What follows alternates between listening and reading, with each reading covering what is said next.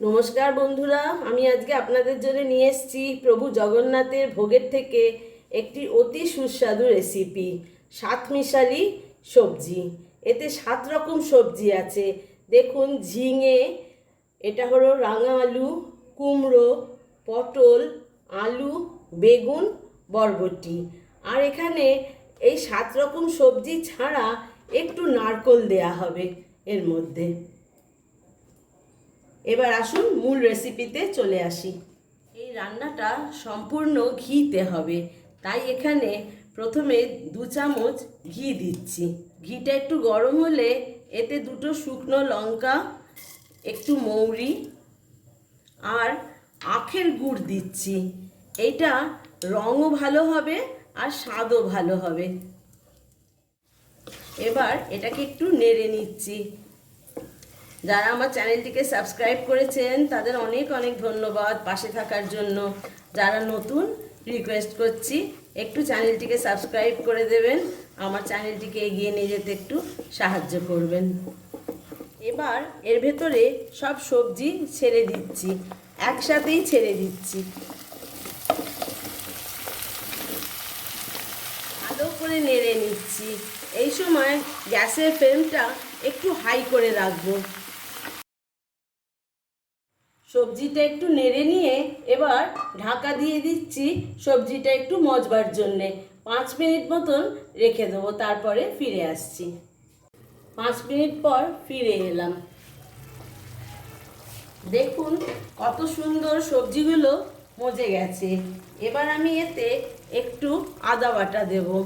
অতি simple ingredients দিয়ে রান্না। আপনারা তো জানেন, ত্রিনেত্রাস কুকারি মানে সিম্পল ইনগ্রিডিয়েন্টস, ডেলিশিয়াস ফুড। এবারে ভালো করে এটা একটু নেড়ে দেবো। এবারেতে পরিমাণ মতন নুন দিয়ে দিলাম, একটু হলুদ গুঁড়ো দিলাম আর গোলমরিচের গুঁড়ো দিলাম। প্রভু জগন্নাথের প্রসাদে লঙ্কা বা অন্য ঝাল এমনি ইউজ হয় না, ওখানে গোলমরিচ ইউজ হয়। এবার ভালো করে নেড়ে আরও একবার ঢাকা দিয়ে রেখে দেবো। আরও 5 মিনিট পরে ফিরে আসছি। এবার 10 মিনিট পরে এসে আমি ঢাকাটা খুললাম। দেখুন একদম সবজিগুলো মজে গেছে, নরম হয়ে গেছে। আপনারা যখন রান্না করবেন দেখবেন এটাই ঢাকা চাপা দিয়ে রান্নাটা হয়ে যায়, কিন্তু যদি দেখেন সেদ্ধ না হচ্ছে তখন একটু সবজিগুলোর ওপর জলের ছিটে দিয়ে দিতে পারেন।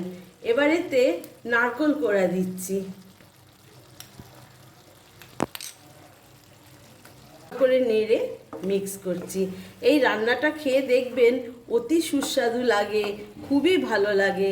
কোনো সময় যদি আপনারা মনে করেন আপনাদের বাড়ির গৃহদেবতাকেও এইভাবে ভোগেতে রান্না করে দিতে পারেন। এবার একটা ছোট্ট প্যানে ঘি গরম করে নিচ্ছি। রান্নাটা প্রায় আমার শেষের দিকে।